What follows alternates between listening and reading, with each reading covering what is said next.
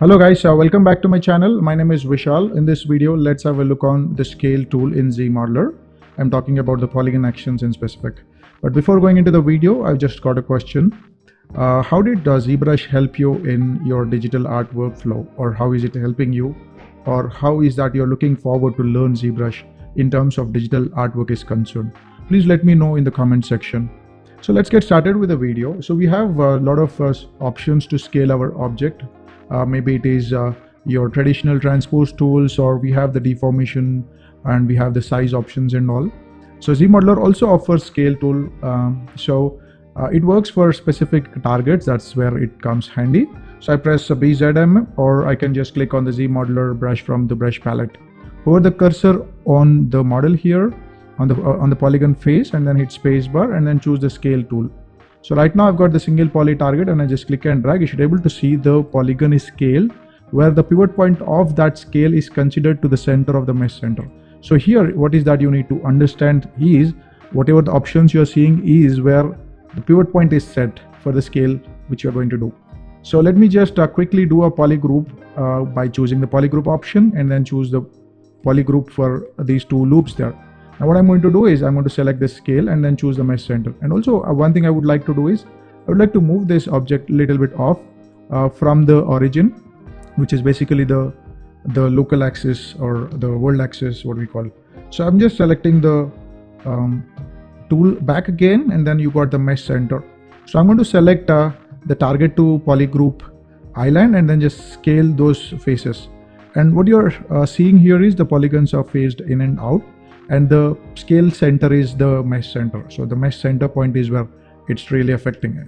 It looks pretty good at this point. Let me just try very similar thing for polygroup, which is going to sit on the top there. Okay, and then I'm going to select the scale tool and then choose polygroup island and then scale it, and you should be able to see this is behaving a little bit weird. It's not moving out like what we have here. It looks like as if all normals are going outside, or the polygons are moving outside the normals, because the mesh center and the loop center is same. But here the mesh center is here, and then the polygons are there. So obviously they're going to scale down to the center of the mesh. So let me just change the option here to the axis center, which is this one. So when I just click and drag, so everything is going to scale down to that particular local axis. We got local symmetry, and local symmetry is whatever the selected object we have. Like in this case, I'm scaling this, it's scaling inside, and here I'm going to scale, and they are going to scale inside again. So whatever the selected target is there for that selection, there's a center point, and it's scaling to that particular point here. So that's where it becomes very different. And then we got the click center. When I just click and drag, it's going to do the click. You should be able to see everything is scaled down. So I'm clicking here and just dragging it. So all the polygons are scaled to that particular point there. So that's the click center, and we have the polygon center. Again, it's going to scale. It's mostly used for reducing or increasing the thickness, because every polygon is scaled down to its own center. You can see that in the single poly, you could able to see that the polygon center, the polygon is scaled towards its center, unlike your mesh center in and out. So it's more suitable for single poly, I could say, rather than a loop. So you could able to see it's going in and out that way. So this would generally help you in transforming things in a better way.